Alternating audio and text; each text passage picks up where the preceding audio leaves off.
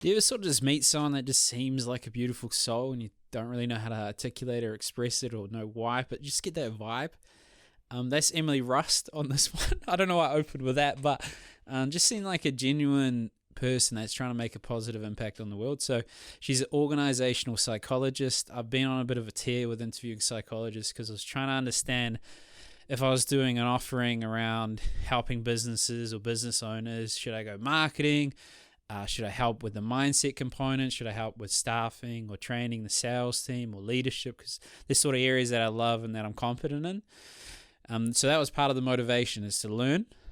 But it was really just a lovely journey and interesting conversation about, what led to her where she is and how she navigated certain personal issues, and also what to think about, sort of an overarching theme, what to think about in your business on how to make it more people-led and people-focused. Because the two things I've learned in life is that your network is your net worth, like the ability for you to add value to the people in your life, whether it's your family, whether it's your friends, whether it's business colleagues, staff, even leaders in the organization. It changes you, and it gives you something that money can never buy, which is a form of wealth, contentment, safety, connection, as well as wealth, is just an added bonus. And the second thing, I have no idea, I just made that up, but it sounded good, so let's kick into it.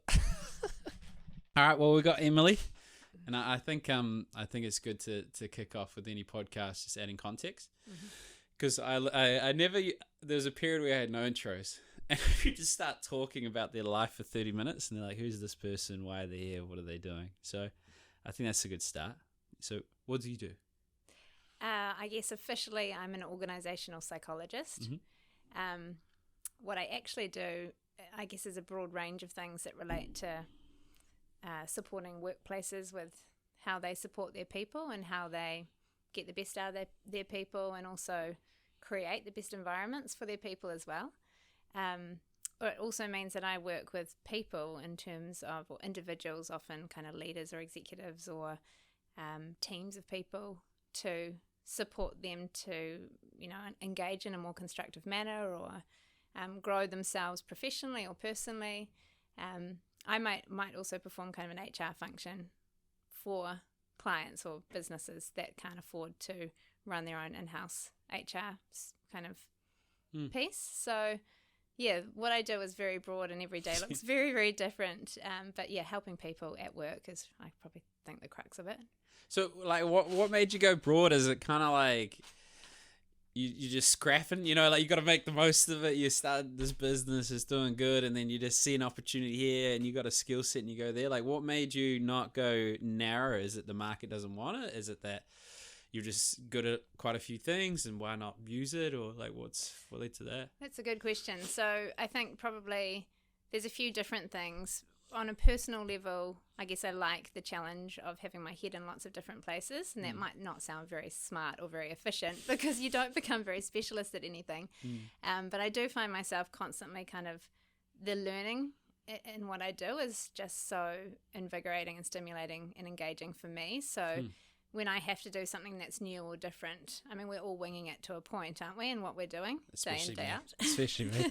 I just read your name before I come, and then we're off. Yeah.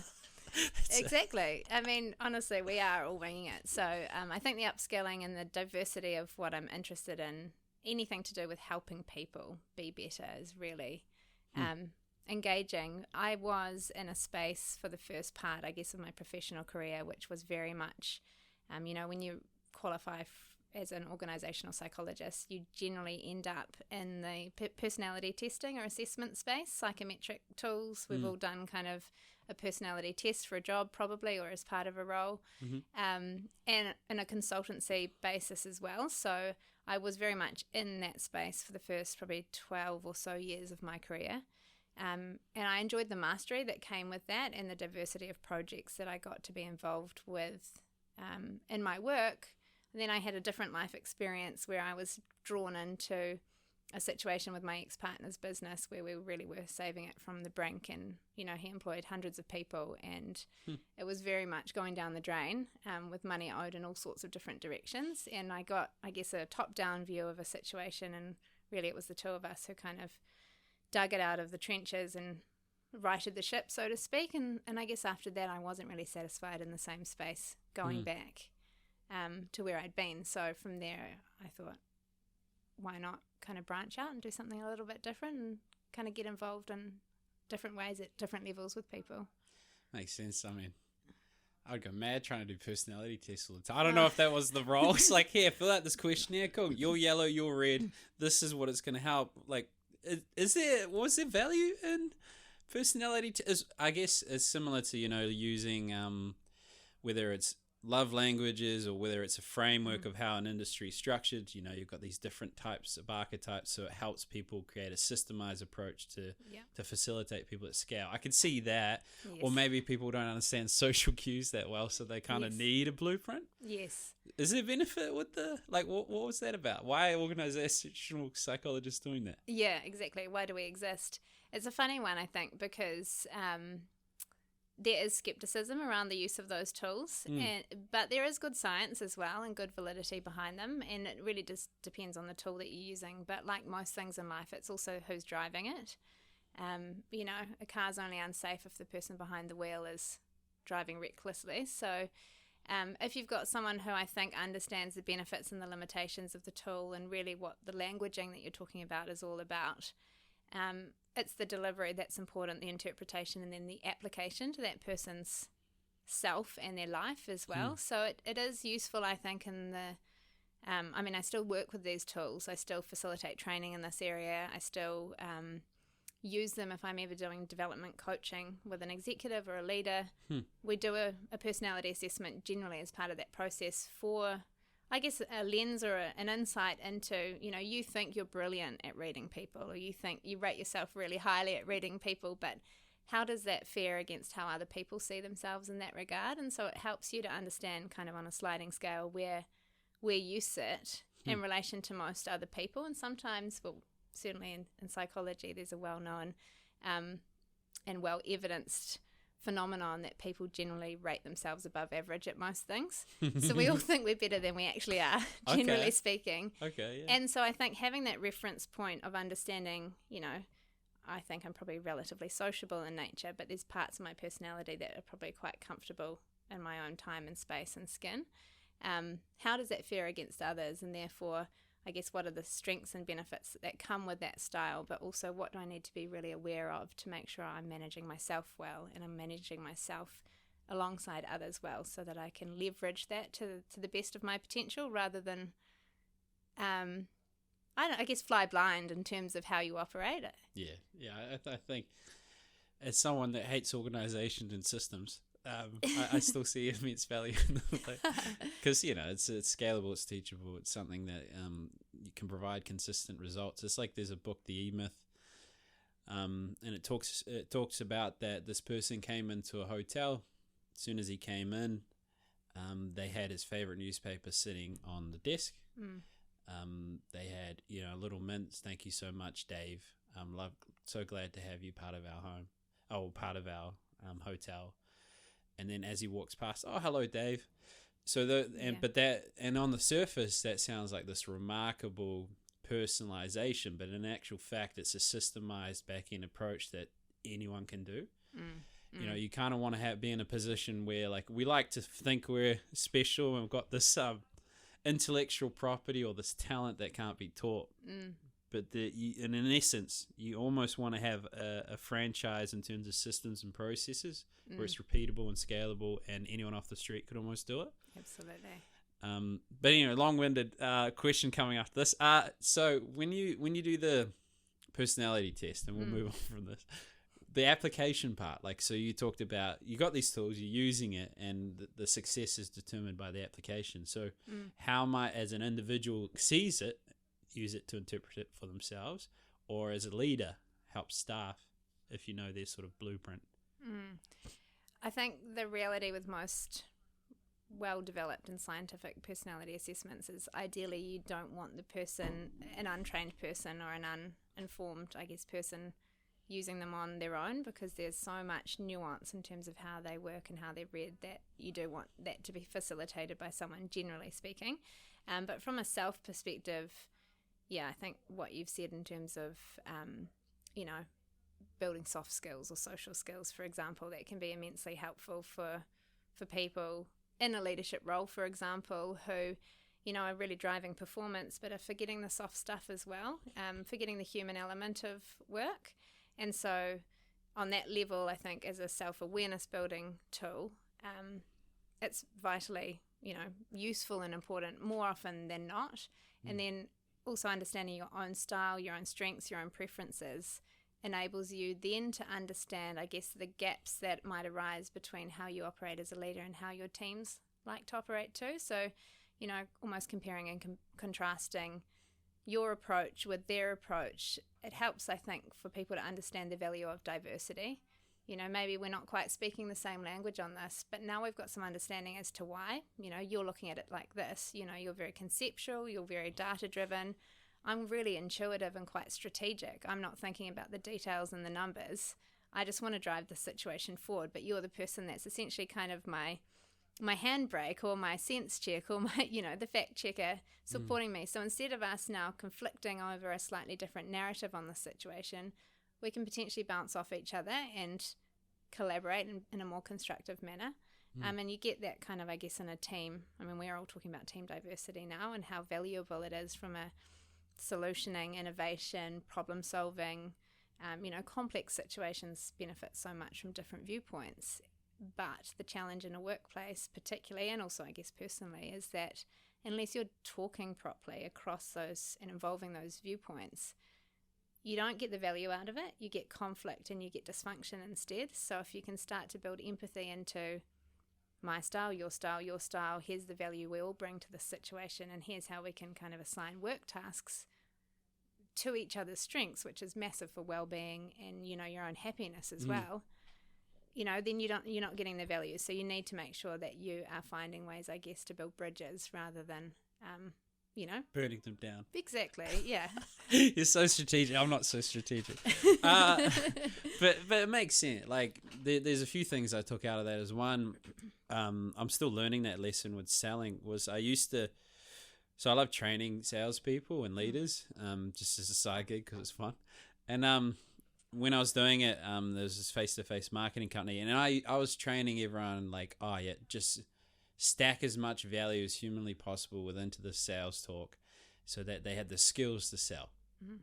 And they wouldn't sell because the actual underlying problem was the lack of a belief either in themselves or the product, or there was some sort of emotional handbrake, or they weren't articulating themselves in such a way that would land with different types of individuals.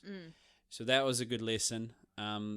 And the other side you talk about is, you've got these different mental mind maps, and trying to navigate that together is quite challenging. And a lot of the natural default, I judge, is that people will get frustrated and disappointed and think as though this handbrake person might be holding it back, when in actual fact, they're just at the wrong stage of the idea. Yes. So you got this innovative person, all these great ideas that are a little bit fragile and they haven't thought of all the detail. And then the person comes in and says, this is wrong, you suck. And, why are you trying to hold me back? Yes. When in actual fact, when the idea was starting to get formed and then they were more comfortable with it, the final piece was if they were going to make assessments on things that could go wrong. Right. And being aware of what stage to bring them in, and being aware of their individual strengths and understanding. So I've talked a lot, but there was you can comment on that, or I was going to ask you about the craziness with the X, not the business side of things, obviously. Yeah. So what? How many employees? 100 odd. A few hundred. A few hundred. That's mad. Yeah, when we first, it was a business he had with 4 other best friends, and actually an ex-partner of his as well originally. Yeah, it's got a system. So messy, isn't it? It's already sounding really complicated. Yep. And it had grown quite large. It was a hospitality business, and it was quite a large kind of group of companies, and so they had, I don't know, peak about 30 odd sites around the country. And then by the time we took it over, I think there were about maybe 14 odd. So each, a few hundred people probably at most at the peak of it, but we quite quickly whittled it down. What like looking at it now? Obviously, we won't say the name. Seems like that's part of the approach thus far. There wouldn't be too many of those situations. Huh? There wouldn't be probably too many different businesses out there at the moment either. To be honest, you could probably work it out. Apply the story to many situations now, but true. Yeah. So what do you think, from an outside perspective, slowly led to that issue that could have been prevented if there was an organisational psychologist or someone else? Or sounds like the key decision makers had a potential conflict. But what do you think led to that? The downfall. Yeah. I think like most situations, it's kind of like, that analogy of the frog in the pot of boiling water. Oh, yeah, slowly, yeah. Yeah, so if the frog leaps into a pot of boiling water, he'll quickly leap out of it because it's hot. Whereas if they start in it and slowly heats up, they don't really notice it's happening. So I think it was a bit like that, in the sense that, 5 good friends got together, created opportunities for themselves, actually. And they all had very different backgrounds in terms of, coming out of school and university. And they were pretty young when they started the business. And they probably were riding a wave of when hospitality in Auckland in particular was just starting to take off and become something that we all valued and talked about, and slightly more international in terms of some of the opportunities and options that were out there. And so they did really well, and they were probably the golden children of Auckland Hospo for a while. And they all had ambition. They loved operating the business. They all each had a slightly different strength or skill set to bring. So I think they leveraged that really well, in the sense that no one was kind of occupying the same space as one another.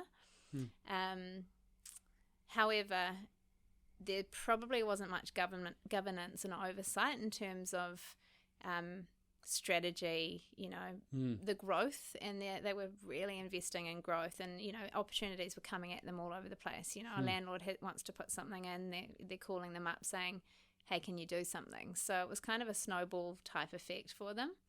And I think instead of maybe sitting back and being really thoughtful and strategic and measured about how they were applying themselves, it was a very opportunistic approach to growth. And so every concept was unique, which means kind of building from scratch. And you're talking about systems and scale. And so I guess the back of house operations all ran quite similarly, but the builds from scratch were not just rolling out a franchise, for example. So, and there was also a twin sibling scenario, and there were very close friendships, and there were some big personalities in the group. And I think some people were wanting to drive it forward, and others. You're a politician, eh? Keep going, yeah. I just like to be honest, but also not offensive. So, some people were driving it forward. But I guess they never really knew what the end goal was, or at that point in time what they were striving for, and the numbers kept growing. Oh, we want to get to this level, and we want to be worth this much, and then it might be we want to be listed at some point. And so the ambition kept growing, and the business was going really well. But I guess with any hospitality enterprise, the minute the owner steps out of the operation, the whole place changes.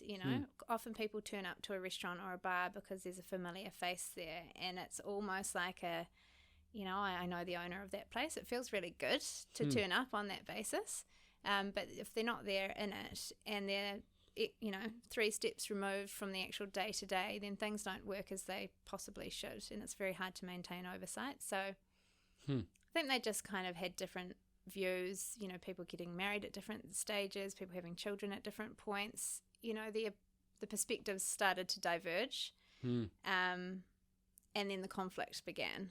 And so instead of coming together and being able to dialogue and get outside input to try and support some of that decision making, it was like, oh, that person doesn't agree with us, off they go, we'll fire them type thing.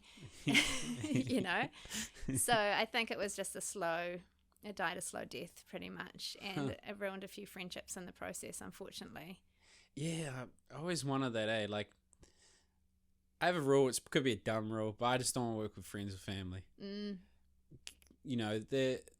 I'm obsessive, like, I love work. Yeah. And if we work together, I'll just talk about work incessantly. So, like, for the greater good of the company, support others to communicate and connect and go out and have these fun things. But in terms of friendship and business, it would just be 18 hours a day talking about business with them anytime they're awake. Like it's not appropriate. But you talked about a few things that are interesting. It's the same problem with even a small business or a large enterprise. It's the the self-awareness piece, but mainly the strategic thinking, working on the business, not in it.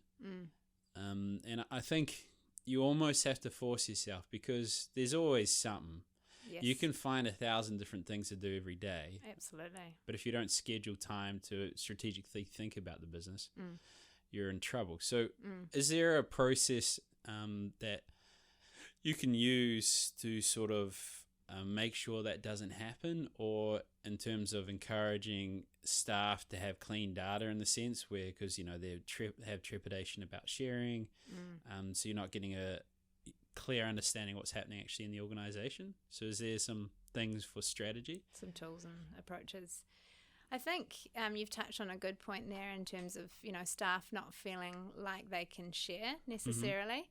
And it's a big thing in the corporate world at the moment, a big concept, psychological safety. I don't know if you've heard of that. No. Essentially, it's come out of Teams research from a researcher called Amy Edmondson. Okay. And it's really taken off in the sense that any kind of progressive enterprise these days is probably touting psychological safety as being really important. It's the idea that everyone across the organisation is free to have an opinion, have a voice, speak up, but also make mistakes without fear of being reprimanded or, compromised or affected by it. Yeah. If I've made a mistake, I've messed up, really sorry, right, let's get on with fixing it and learn our lessons retrospectively. What can we do differently next time to avoid it, type thing, rather than I'm too I'll do it for you. Yeah. You'd be the I'm too scared to say anything, so I'm just going to say nothing. Yeah.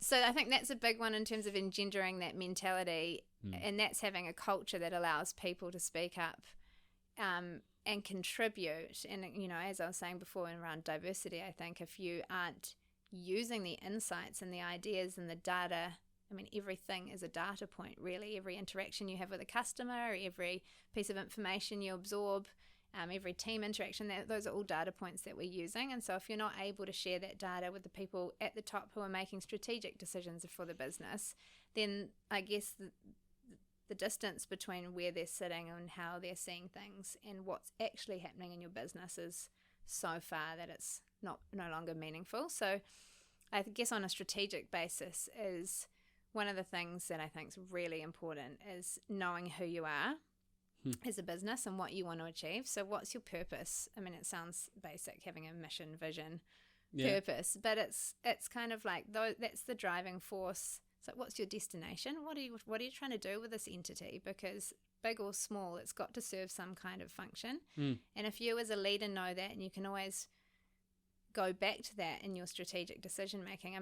As we all know, I've just talked to you about the breadth of some of the work that I do, and that might seem really opportunistic and not strategic in the slightest. I'm fully aware of that. Sounds fun. That's an important part. But I think if you can always justify what decisions you're taking back to that purpose and that mission, does this serve this in some regard, and the people within your organisation can see you doing that, then they also feel empowered to do that as well. So that allows for one, not having to have micromanaging kind of oversight over every task and function that every person's playing. So that's one thing. And I think, I guess the opportunistic nature of how we tend to operate is something that often gets in the way. Something that makes me feel good in a moment might not be the right thing for the group or the entity. And so you need people around you who can challenge your thinking. Why are you doing what you're doing? And I think that's where potentially that group, on one level, they could challenge, but then it got too hard. And so you need to be self-aware enough and also committed to the cause enough that when someone says, hey, are you sure that's the right thing for you to be doing right now? Or how is this serving us? Or this is quite counter to the values that we've got as an organisation. You need to be able to absorb that, take that on board rather than disregard it. So I think as an organisation structurally, there's a lot you can do to help, the idea of, say, cascading goals or, again, in modern kind of business, corporate speak, objectives and key results are a big thing. And the idea is that we're striving towards an outcome, and the outcome that the business has, the purpose that you've set out to achieve, there'll be an outcome attached for the CEO, for example. What are they doing as an individual or within their function to serve that purpose? And then like one of those champagne towers, where you pour in the top and it all trickles down and fills the other cup, the glasses. Everyone needs to have linked goals and objectives. I know what I'm here to do, what value am I bringing, what purpose am I serving? And that really enables, I think, the cruise ship to be, going in the same direction. Everyone's working towards the same end, even though I'm doing something very different from what you're doing. We're still contributing in a meaningful way to the mission or the bigger objective. So I think having simple it's not simple to actually execute. Those are really complicated things, I think. But, psychological safety, the culture that you've got, but also the structures you have in an organisation, and the fact that you can all challenge each other on the time you're spending and the things that you're doing, and is this serving us? Your goals are going to change. My 2-year strategy might look very different in 2 years' time to what it does now, but you're silly if you're going to be too fixed in that as well, because everything evolves so much and so quickly that you can't sit idle for too long either. Isn't it mad? You hire someone to tell them what to do instead of listening. It's like you think about it as a business owner, dream world, you're doing everything you love and executing on the areas that are your superpower. And then you're hiring people that are doing their superpower that they love. Yeah. And then you're like, oh, do this. I don't know what the fuck to do about what you're doing. Yeah. You do it. I'll listen. And then the framework like you're talking about becomes very important, is the vision. Is, people don't get on a bus if they don't know where it's going. Yes.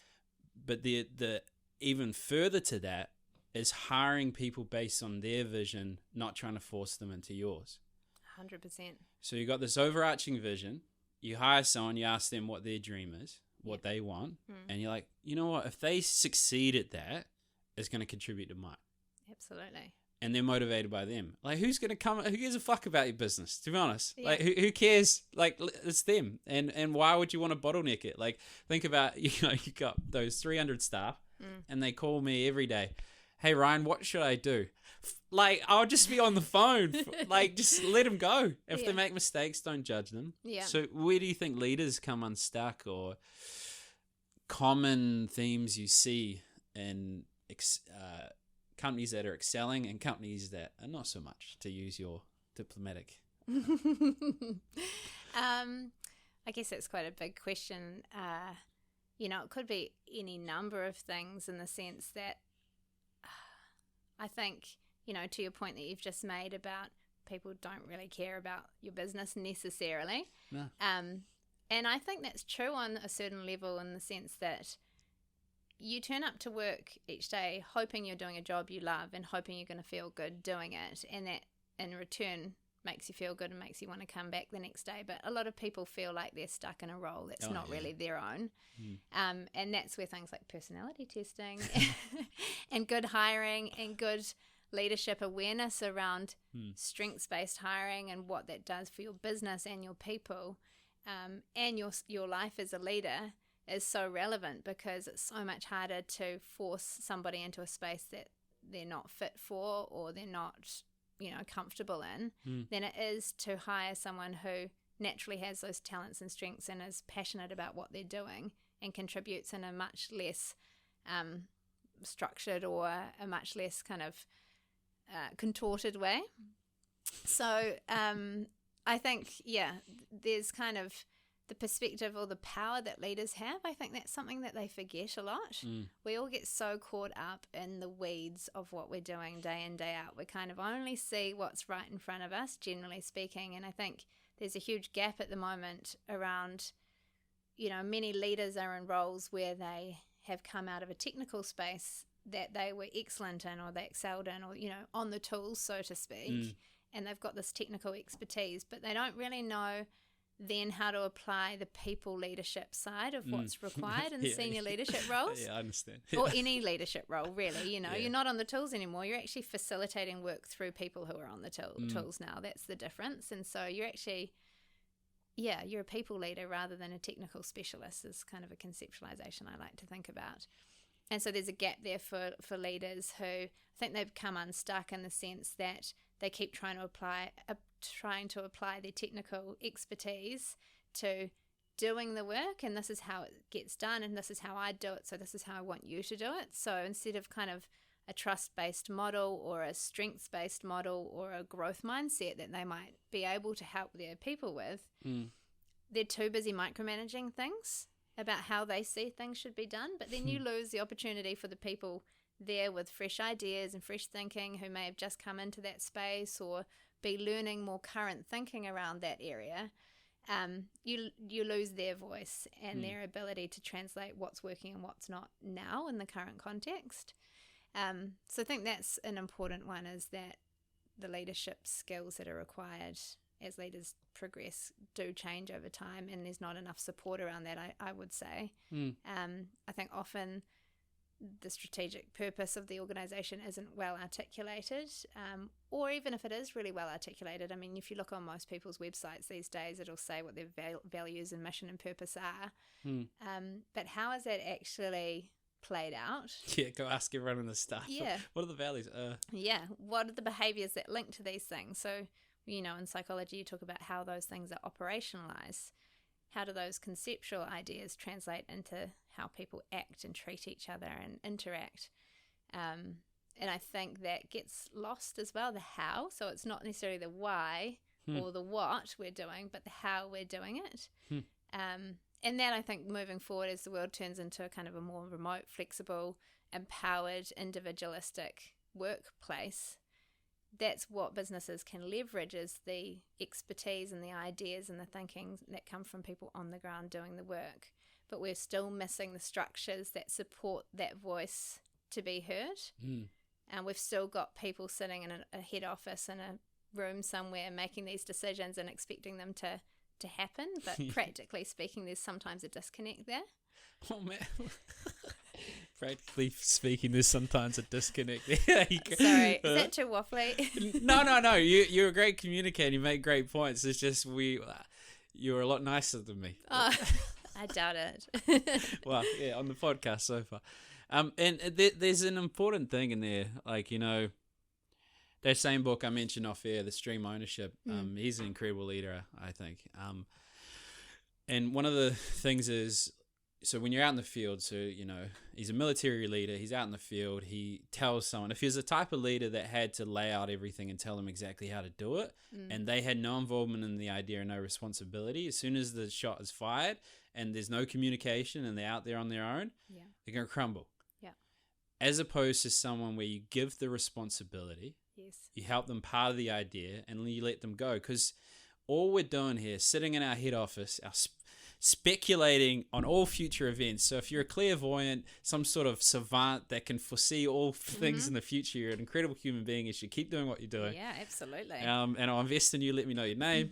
But allowing those people to take responsibility for their idea and not vilify them for the mistake. Absolutely. And not subjectively try and guess what's going to happen in the future. I feel I'm just ranting at you. No, I think you've summed up my long-winded. Okay, cool. Well, there you go. Really nice, did I mansplain way. it? I don't want to. Yeah, that's so great. We need more mansplaining. Oh, you reckon? Yeah, on air, absolutely. you heard that? Yeah. No, that's good. No, I like it. I mean, for the person who's actually on the ground firing the shot, to actually feel like they've had a say in how that shot was fired or why it was fired, even though that might feel like a lot of pressure for that person, it's actually really empowering and it's very engaging for them. It's one of the most basic things in terms of kind of engagement and well-being, is feeling like you've got some agency over what you're doing. And I think the old world model, where we've come out of kind of a production mentality, I guess, is the original, work 100 years was very much kind of process-based. And now it's knowledge-based. Now we're trying to think through problems and solve things, and we're using new information and new things are arising all the time. So instead of clear structure and process in a template or a rule book, we're asking people to actually think and take ownership for things, but we haven't yet developed the thinking to support that or the structures to support that. It's true. I think, yeah. Well, we're still in the industrial age, I find. Yeah. Like in terms of the way businesses are structured. Like cubicles. We will have all these cubicles. If someone's not here, they have social pressure. Like what the fuck? Like what's that? Hey, like here's your regimented life. Like you think about a lot of people I come across. I talk to them. They live quite scarcely. They're so fearful. Whether it's the economy, inflation, whether it's I've got to do this job to support my family, and then I'll start being happy at 65. But in actual fact, you'll die because you have no purpose. I find that older people, I've met a lot of them, they retire and then they're cooked just immediately. They need to have something of meaning. Yes. And I think it's really sad that organizations, it's harder for the leader because they're micromanaging everything. It's depressing for the workers. And I don't know why, like why, is it just inertia? Why are where we at, Emily? What happened? Oh my gosh. Yeah. Who knows? I think it's that it takes time to change. To change mindsets and change thinking and change structures to support. And it's very hard, when you've got an institutionalized operation, it's very hard for one person to try and create a different culture. I mean, it's possible. You often have teams within a bigger structure that have quite a different culture to what the overall business might look like. But that's a huge risk that they're taking on, is going against the grain. And hopefully it's a success story and it's a good pilot in that sense. But often people are doing it without the mandate or the approval from above. And actually, I think, we're all noticing probably the world and how it's changing, and that we're getting a lot more vocal. We're quite fixated on the negative, I think. And people are very quick to slam or bring down someone who's made a mistake. Human error, the idea of us all being human, is kind of going out the window, and we're looking to control and explain every single thing. And so, on the one hand, we're calling for change in terms of how things work, and maybe personal responsibility is an idea that would be really helpful in this kind of the new way things could work, and being empowered and being engaged and having a meaningful life. But at the same time, we're quite scared to take that action, and you kind of see it in corporates all the time, where someone will try and do something a bit disruptive and see a huge opportunity, perhaps with quite a lot of upside, but it's immediately brought back down by compliance or communications or the teams that are responsible for maintaining reputation, for example. So PR. PR don't get along. Things get squashed really quickly, and I think it's kind of like we're at this really interesting point with these tensions that exist in our world, but for people to walk the uncharted territory is quite a scary thing. Yeah, you got to put your neck out. Yeah, I mean, I should show more empathy to those leaders in those positions.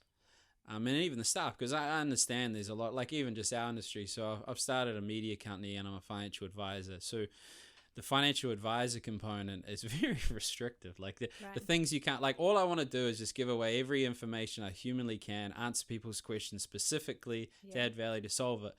But it's not as soon as I go into that territory, I run the risk of losing the license just because I'm trying to help. Yes. Or even someone wants to come in, they don't want me in as an advisor, but they want someone to bounce ideas from. Yes.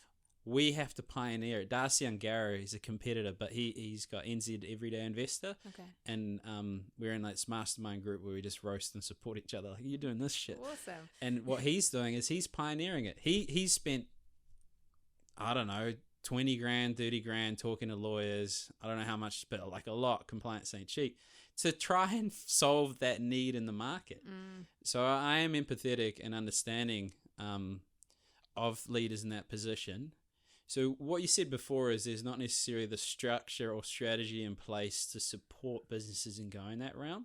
In an ideal world, if you just like wave your magic wand for those businesses, what would that look like to help incentivize, decentralization or personal responsibility or psychological safety? Get me right. I'm listening. I think it could be really we have a tendency as humans, I think, to really overcook things as well. On the most simple level, I think if you took some ideas from psychological safety and applied them more broadly and truly lived them, and I don't think it's certainly not the cure-all for organizational problems. There's so many other things that are really critical for a business and for people to be thinking about, but if you simply take the idea of removing the punitive mindset of institutions or senior leadership and creating a more constructive, opportunistic on one level, but much more a constructive kind of approach to how we put forward ideas, think about problems, also safeguard and protect ourselves and manage risk. I mean, that's always important. You don't just want to be going off and trying anything willy-nilly and hoping that it doesn't ruin something or offend somebody along the way. I need more of that. But I think if we could all kind of sit back a little bit more and, one, be a bit more empathetic, two, realize what role and responsibility we as individuals play in the situation, like being complicit in something, I think, is something we're all guilty of, sitting down and just taking it because that's the way things are here. It's really, it's hard internally, and there's usually an inner conflict that comes with that, but often it becomes a norm for people. And so I'll just head down and do my work and ignore the things that feel uncomfortable rather than finding an avenue to speak up about it. And you do see a lot of disempowering of people within the workplace. Just, I'm another number and I'm just another worker bee. I think if there was a way that organisations could give more of a voice, making sure it was also a constructive one, not being offensive. I think that's the flip side of psychological safety, is you think you can turn up to work, or you think it enables you to turn up to work and say what the fuck you want, That's not the way it's meant to work. We're still meant to be good human beings. You're still meant to be respectful and kind and empathetic. But you should also be able to say what's really happening in a situation as well. And so if people see that a business needs to evolve or adapt to a changing landscape, but someone's too scared to do that, well, we need to be challenging each other on that. And I think also, this is where people skills come into the mix so much, is in this world where we are knowledge workers and things are constantly evolving and no one's safe forever in their great throne or their head office.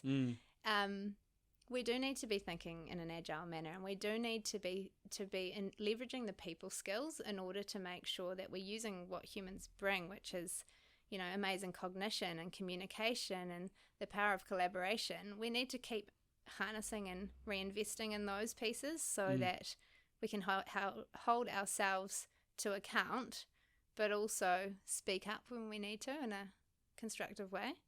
And that's a really waffly, horrible answer, I'm sure, and it's not tangible in any way, but I do think kind of culture and leadership, it has such a part to play in that, and being complicit is just such a I had to work out what that word was as you talked.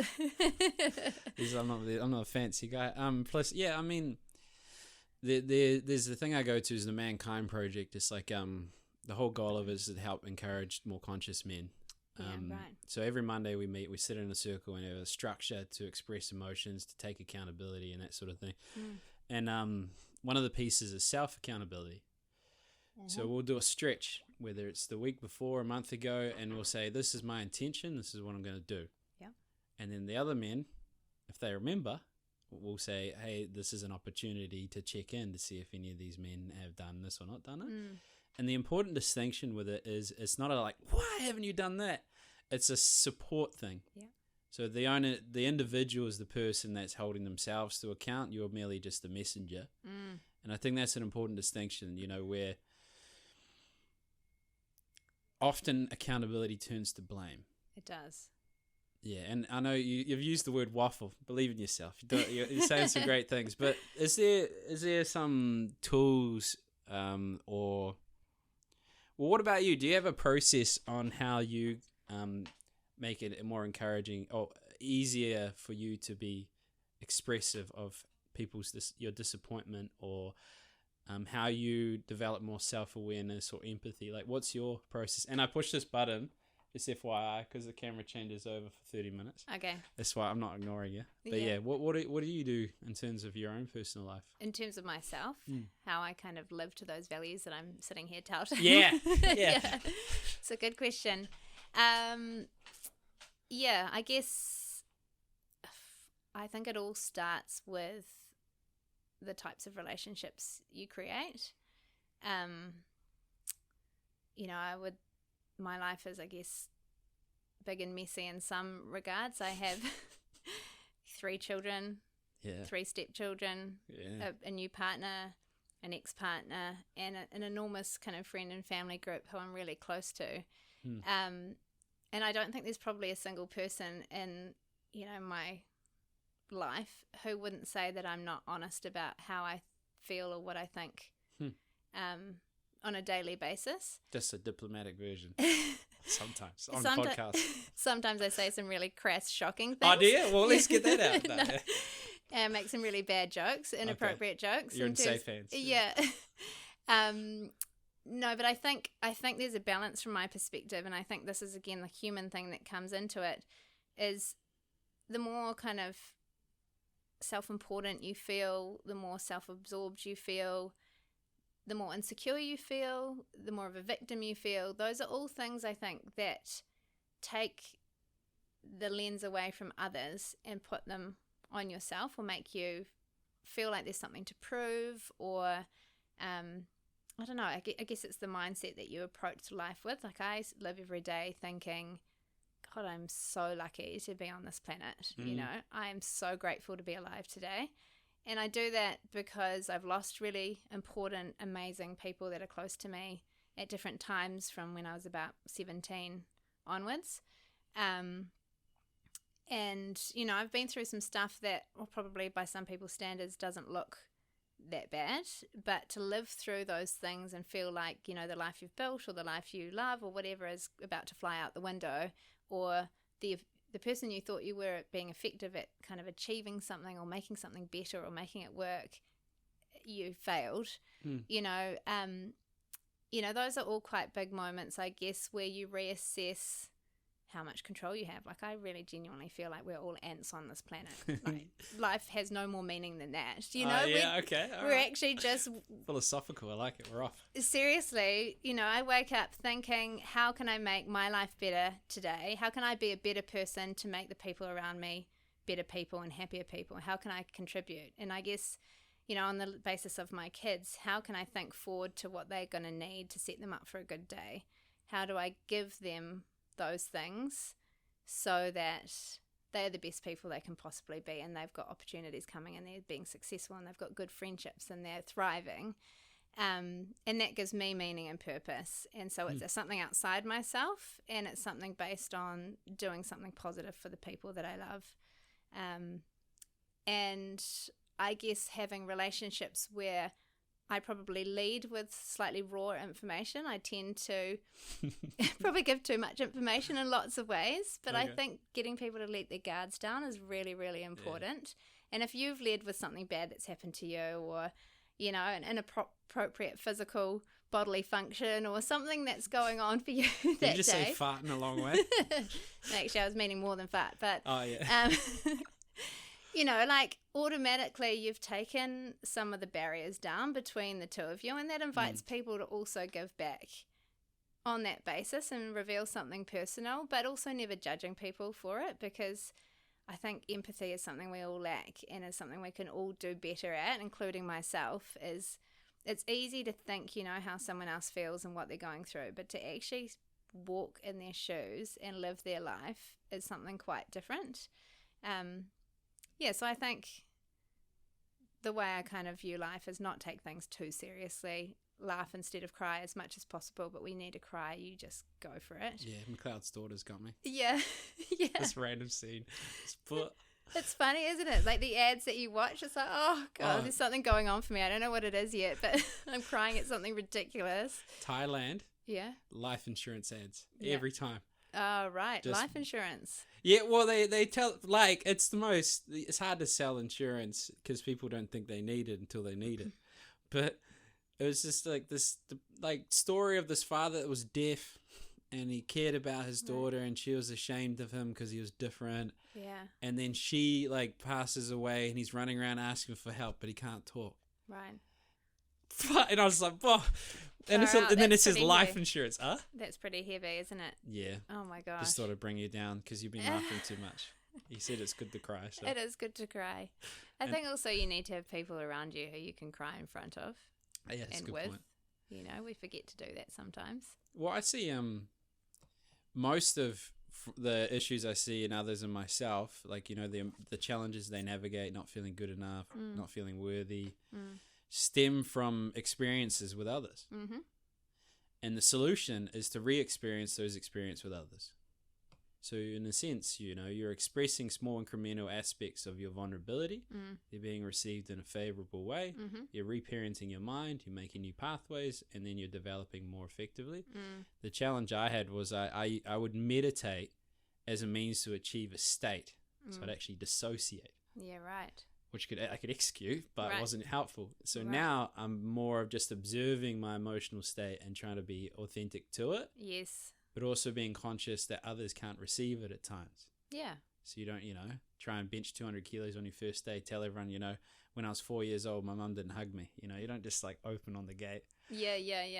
Yeah, so, and I think that's a really good point you raise, is that you have to be really cognizant and self-aware and also situationally aware enough. I guess it's emotional intelligence, isn't it? Is sometimes you've got a purpose you're trying to serve, and maybe you're trying to help someone altruistically, but they're not ready for it. They don't want it. They're not there to receive it right now. And that's tricky when you can see someone going through kind of one of those slumps in life, or crashing and burning, whether it's quickly or slowly, and all you want to do is make a difference for them. But actually, I guess it's one of the things I've been learning is you can't fix everything and you can't control everything, and sometimes your input is not what's needed right now. So the best thing you can do is just tell them you love them and sit back and be there for when they do crash, or when they do call you, or whatever it might be. Yeah, it's an interesting one, because I think it's easy to think you're being altruistic, but very rarely are we genuinely being like that. Quite often, you know, you might be trying to achieve something that makes you feel good. Yeah, it's an interesting point you raise it. Yeah, I think you got to ask yourself, are you doing it for them, or are you doing it for yourself? Because you know, like if you're having a strong emotional experience hearing someone else's, and you feel a desire to do it, and if it's not received in a certain way, or not able to help to the degree you're happy with, it's impacting you. It's their problem. Yes. And then now suddenly you're all involved. Yes. When in actual fact, as you say, like, this is an important lesson for me, is whether it's someone I'm dating, whether it's family members. My only there's a bad sequence of things. I didn't date any cousins, just FYI. Okay. Yeah, I didn't need to say that, but that my only job is to show unconditional love. Yeah. And to communicate my boundaries and stay true to those. Whatever they do, because I can't. That's not a good word. It's hard for me not to be so emotionally invested in their situation to do what's needed for the situation. And taking it personally, do you find that a yeah, I'd cry. thing? I just saw him cry. I cry. I've worked on it. Yeah. But yeah, I just added to the problem. Yeah, I think we all have a slight tendency to take things quite personally, don't we? When, you know, I think that's a huge thing that I see, and something that you do need to keep working on is when someone's having a bad day or a tough moment, or you walk down the street and you say hi to someone and they give you kind of a blank stare in return. It's not about you. It's actually not about you. It's about them and whatever emotional state they're in, and maybe they haven't seen you, maybe they didn't hear you. You know, maybe your mind's whizzing through something and you just are struggling to be present, I guess. But not taking those things personally sometimes can be, if you're a kind of a emotionally connected person, it can be really difficult. Did you have that? Was that your challenge? Because I call psychologists wounded healers. Yeah. Oh gosh, am I wounded? I think we're all kind of slightly wounded, aren't we? Perfect. What are you talking about? Yeah, I'm wounded too. Yes, I think that's my thing, is I take on probably more than I should with people, and I feel like I need to give more than I need to. And I constantly beat myself up about not calling a friend who I haven't spoken to for too long, or not being there in a crisis when someone needs me, or if I know a friend requires more of my time and energy than others, have I called them frequently enough, or are they calling me all the time and I'm actually never instigating the first phone call? I mean, silly little things like that are the things that make me feel bad and give me kind of that inner turmoil. But it's a constant battle, I guess, or a learning to just keep rationalizing, we're all busy, we've all got lives. They understand that I've got this family situation that sometimes is quite demanding. You know, it's just being reasonable and not letting your emotional, you know, talking about these emotional patterns, not catastrophizing and not allowing amplifying those experiences when you actually should be trying to attenuate them and kind of bring things back and retrain your thinking or your thought processes to be a bit more reasonable. And we're all guilty of it, you know, catastrophizing or overcooking something, which just doesn't need to be like that. Yeah, I want to say most, because absolutes I find don't really, they tie me to a particular identity. Yes. And it's quite emotionally driven to say, you know, all, even though it could be all. Yes. Because I want to say, like, everyone has the same emotions for different reasons. Right. But I might want to say most. Yes. But it appears to be true. It's like, I think it's important, you know, so you get this divide between rich and poor, or between intensely traumatic experiences and not so traumatic experiences, or leadership position, not leadership position. And I think it's important that when you get to a certain point, whether it's success or failure or depression or anxiety, it becomes your default. You know, you get rooted in the equilibrium, and resisting that becomes quite challenging, that change that you talked about. Yes. So I think it's important, even though someone might be successful, or even though someone might have everything you want, you know, they got the happy family, got all this stuff, and you want to project that it's easier, but in actual fact, this paradise turns to dirt. Like, you know, and so and it works with dopamine too. Like, even if you're an addict, you're taking drugs all the time, your dopamine window narrows, so your ability to experience pleasure narrows. So in essence, you need to like, someone that could be successful and you're envious of their life, you wouldn't want their life. The amount of people I see crying into their gold-plated Weet-Bix. So mad. True. So true. Have you done much reading or learning about kind of positive psychology? I've heard of it. I've resisted. A bit too ridiculous. As long as it's paying homage, like, I understand that you're what you think you become. So if I keep remunerating on negative thoughts, it's not going to be healthy. If I can change it to more positive. But if I'm walking around and, like, my family's getting destroyed and killed and murdered around me and all the worst things are happening, I'm like, stay positive. But go on. Yeah. I'm always a bit nervous talking about it, because I think we all have an assumption that, you know, it is about just finding kind of pleasure state happiness all the time and walking along with a smile on our faces, which, as you say, is not always possible. And it is such a paradox that, you know, often it's the people who are most privileged and have the best lives, you know, by most other people's standards, that are the most miserable as well. It's, I guess, the emptiness that comes with that. But I really enjoy thinking about positive psychology in the sense that I think it's a really empowering concept for people to take on. So I guess, without going too much into detail, it's kind of born from, it's the counterpoint that came from psychology very much, you know, 50 years ago or even 30 years ago, was all about diagnosing illness and ill health and mental ill health, essentially. So it was about problems. And so more recently, in the last 20 odd years, there's been a group of researchers, Martin Seligman is one of them, who kind of leads it, or originally did. And, you know, they're thinking about, okay, but what about for the people that don't have diagnosable mental illness or psychological ill health? What about how we better our lives? And so it's not really about necessarily seeking happiness, although happiness and life satisfaction are really big tools that we use to measure, or things that are aspirational, I guess. But it's really about trying to figure out what from the literature and the research helps us to get to a state of happiness and life satisfaction. So if you've got all the things you ever wanted, are you happy or not? And really what it boils down to is there's kind of like these three parts to, or three different lives we can live that contribute to our overall well-being fundamentally, but also happiness. And so this kind of pleasure state is kind of this hedonistic life that we're always looking for. And you're talking about dopamine. It's like those pleasure hits, those dopamine hits we get when we eat chocolate, or, you know, people taking drugs, or enjoying kind of an interaction with people, or having sex, for example. You know, they all give us this pleasure center release of dopamine. But with what you're saying is that we get habituated to that really quickly. So when you eat the first bite of your chocolate cake, it's amazing if you really want it. And then by the 10th mouthful, it's no longer that pleasurable. Or, you know, if you have chocolate cake every day, it loses its luster really quickly.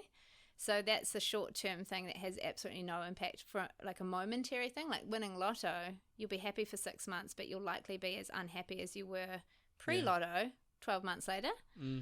So things like that, it's quite interesting to see kind of the reference point that we give our happiness. And when we get there, it's not that meaningful. But the things that really do make a difference are having a, you know, purpose and being engaged in what we're doing, finding flow, feeling like we are using our strengths and contributing meaningfully. And this is where kind of good work design and, you know, the right people and the right jobs makes a real difference. And then also a meaningful life where we're contributing to something bigger than ourselves.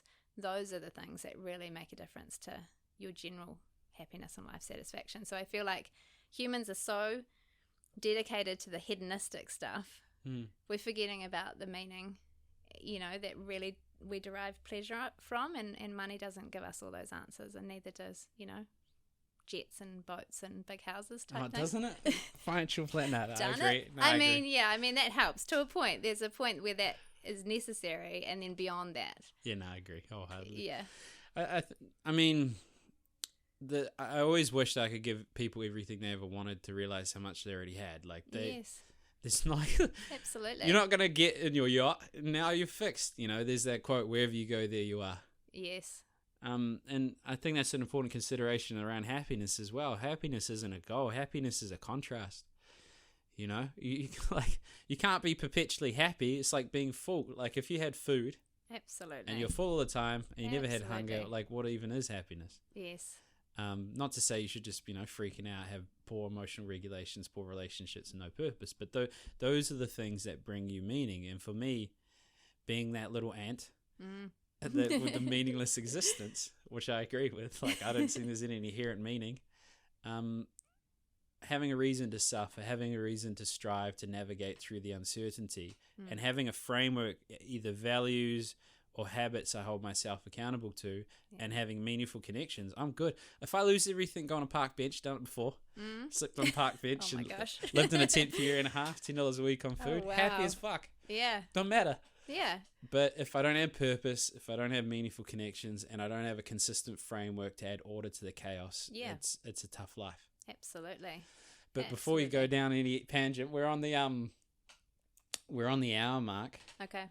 And so, who would you ideally want to help with your broad range of talent? Oh my gosh. And if they hear this and they want you to find you, how do they find you? So I'd like to help any person or business who's keen to be better in life or make things better for themselves or the people around them. I'm not a clinical psychologist, but that's certainly my purpose, is how, you know, amongst the kind of ant mentality, help the other ants. We still have a responsibility to cause as little harm as possible and be the best people we can possibly be. So, I work with businesses around culture, engagement, kind of understanding how best to find the right people to fit with those frameworks or to build into their systems those frameworks that we've been talking about. And individuals, I'm not a clinical psych, so I'm not a counsellor, I'm not a therapist, but in terms of professional growth and development, and also ebbing into personal, if you've got questions, if you want some guidance, if you need someone to hold you to account and give you some ideas, I'm happy to help. And to find me, you can visit my website, which is www.lifework.group, or flick me an email, which is emily@lifework.group. I always love the sales pitches. I just love to see, because either it's person comes on the podcast and the whole podcast is a pitch and I got to stop them in the middle. Yeah, right. Like, hey, look, or just feeling deserving of asking is also another thing that I see as well. But I think you've added immense value, and thank you for coming on. Thank you. Your links are going to be on there. Your email, yes, because I've recorded it, so I don't have to remember it. Amazing. And we're done.